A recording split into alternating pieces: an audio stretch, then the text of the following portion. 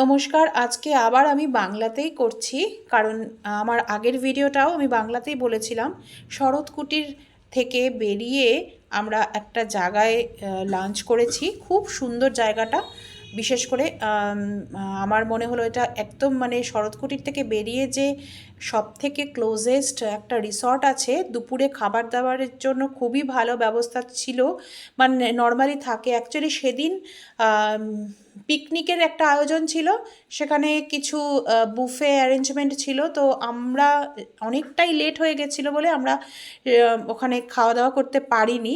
তো ওরাই আমাদের সাহায্য করেছিল যে আপনারা আরেকটু এগিয়ে চলে যান, সামনেই বড় রাস্তাতে একটা বেশ ভালো রেস্টুরেন্ট আছে, সেখানে আপনারা দুপুরে খাওয়া দাওয়া করতে পারবেন। আর বেশ বড় হোটেল কাম রেস্টুরেন্ট, মানে ওই 3:30-টের সময়ও আমরা গরম গরম খাবার ওখানে খেতে পেয়েছিলাম। তো শরৎ কুটির থেকে মানে শরৎ কুটিরে ঢোকার যে একটা দরজা, আর তার ঠিক পাশে আরেকটু ঘুরে এসে আর একটা দরজা রয়েছে।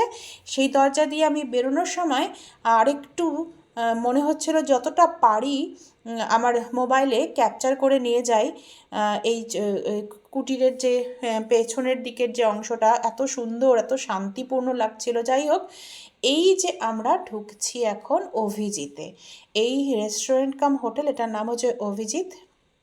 আর এই ছোট্ট বেড়াল পাশেই এখানে বসেছিল গেটের সামনে। তো আমি একটু ডেকে ডেকে ডাকতে দেখলাম ভেতরে চলে গেল। মানে ওর হয়তো এটা পরিবেশটা বেশ পরিচিত, বা কাছাকাছি কোনো বাড়ির থেকে এসছে। পরিষ্কার পরিচ্ছন্ন, খুবই সুন্দর, বড় রাস্তার ওপরে হওয়া সত্ত্বেও ওয়েল মেনটেন। কতগুলো বিভিন্ন রঙের পিটুনিয়া ফুটে আছে। আমি ভীষণ ফুল ভালোবাসি, তো আমি অনেকক্ষণ এই পিটুনিয়ার রঙগুলোকে দেখছিলাম।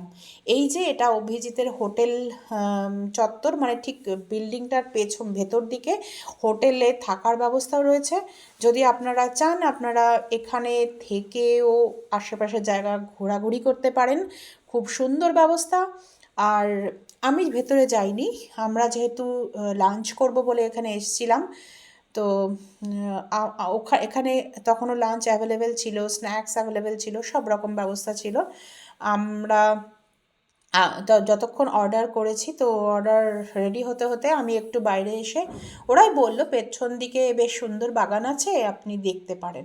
আমার এত ভালো লেগেছে, এত সুন্দর সুন্দর ফুল ফুটেছিল। শুধু তাই না, ওখানে আমি গিয়ে দেখলাম ক্যাপসিকাম গাছে ক্যাপসিকাম হয়ে আছে, লঙ্কা হয়ে আছে, তারপর এই বড় বড় টোপা টোপা দেখুন হলুদ রঙের গাঁদা ফুল, বিভিন্ন রঙের ফুল, খুব সুন্দর। তো আমি আবার জিজ্ঞেসও করেছিলাম যে শীতকালে তো ভ্যারাইটিস ফুল পাওয়া যায়, তো সামারে কি হয়? তো সামারে আবার মালি আলাদা, মানে সামারের সিজনের যেগুলো স্পেশাল সেই সমস্ত ফুল গাছগুলোকে লাগান, তখন এই সমস্তগুলো করা হয়। এই যে এখানে বড় করে ব্যানারে লেখা আছে রেস্টুরেন্ট।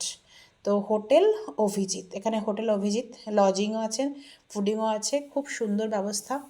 তো আপনারা এখানে থেকেও শরৎকুটির কাম খিরাই এই সমস্ত জায়গাগুলো অবশ্যই দেখতে যেতে পারেন, থাকতে পারেন একদিন থেকে ওখানে ঘোরাঘুরি করে ফেরার পথে ইচ্ছা করলে আর রামপুরহাট, কামারপুকুর এই সমস্ত জায়গাগুলো বা আশেপাশে আরও কিছু জায়গা আপনারা ঘুরে আসতে পারেন। এই হচ্ছে হোটেলে আমরা এখন রেস্টুরেন্টে ঢুকছি খাবো বলে। তো খুব খিদে পেয়ে গেছিলো, অনেকটা সময় ধরে ঘোরাঘুরি করেছি, ঘোরাঘুরি করে হাঁটাহাঁটি করে, যেহেতু ওখানে সেরকম কিছু খাওয়া দাওয়া করিনি, ওপেন বা ইয়ে ছিল, খিরাইতে খাওয়া দাওয়ার খুব একটা সুবন্দোবস্ত আমার মনে হলো না, তো আমি খাইনি ওগুলো। ওখানে কিছু খাওয়া দাওয়া করিনি, তো অনেকটা বেলা হয়ে গেছিলো। এবার আমি আপনাদের দেখাবো এই এই যে হোটেল অভিজিৎ দেখতে পাচ্ছেন, যে বড় রাস্তাটা, এটা হাইওয়ে। তো এখানে ওদের গাড়ি রাখারও বড় পার্কিংও আছে, পার্কিং লট ভেতরেও আছে, কোনো অসুবিধা নেই। আর একটা জিনিস আমি বলতে ভুল করলাম, এখানে কামারপুকুর বা ওই সব জায়গা নয়। এখান থেকে হুগলির যে আশেপাশে যে সমস্ত জায়গাগুলো আছে, আপনারা ওখানে শরৎকুটির রিলেটেড বা এখানে খিরাইটা খুবই কাছে হয়, এই সমস্ত জায়গাগুলো ঘুরতে পারেন।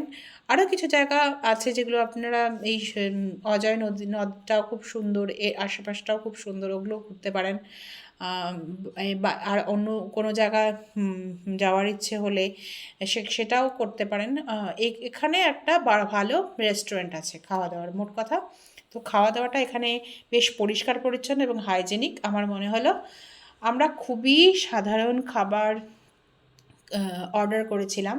বাইরে গেলে আমি সাধারণত একদমই আমরা ননভেজটা খাই না, অ্যাভয়েড করার চেষ্টা করি।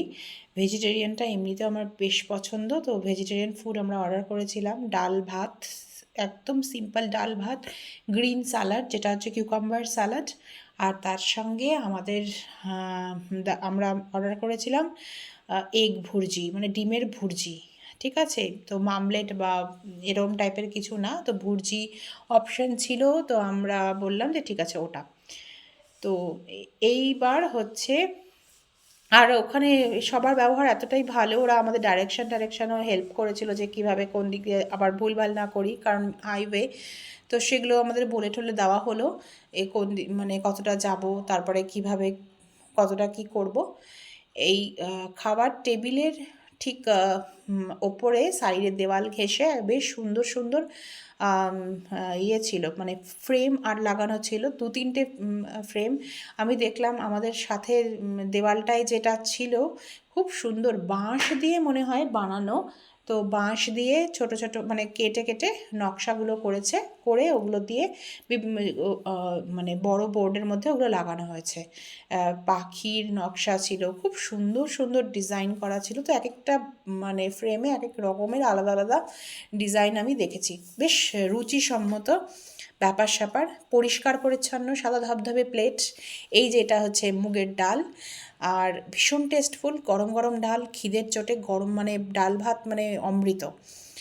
আর লেবু, পেঁয়াজ নেইনি, শুধুমাত্র শসা আর আর এই ডিমের ভুর্জি।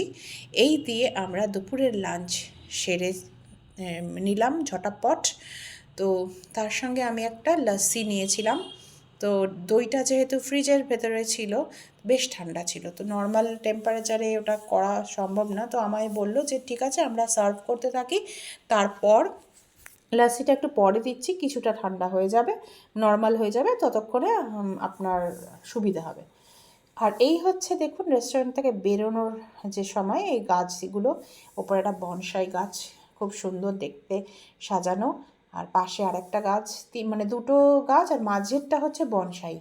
আমি ঠিক জানি না এটা কী ধরনের, দুপুরবেলার সময় ছিল, খুব বেশি লোকজন ওখানে স্টাফ ছিল না। তো আমি আর জিজ্ঞেস করিনি, একজনই ছিল ক্যাশ কাউন্টারে, একজনই ছিলেন। তো ওনাকে আর আমি আর ডিস্টার্ব করিনি, এমনি নিজে নিজে ঘুরে বেড়াচ্ছিলাম বাইরে।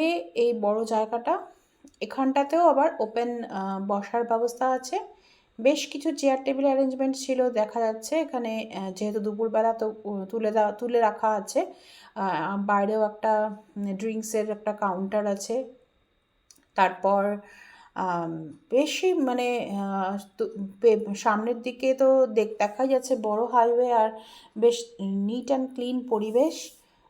যদি আপনারা ক্ষীরাই অথবা শরৎকুটির বেড়াতে যান, তাহলে নিরালা রিসর্ট ছাড়াও আরও একটি খুব মানে কমফোর্টেবল থাকার এবং খাওয়ার জায়গা আপনাদের আমি জানিয়ে দিলাম।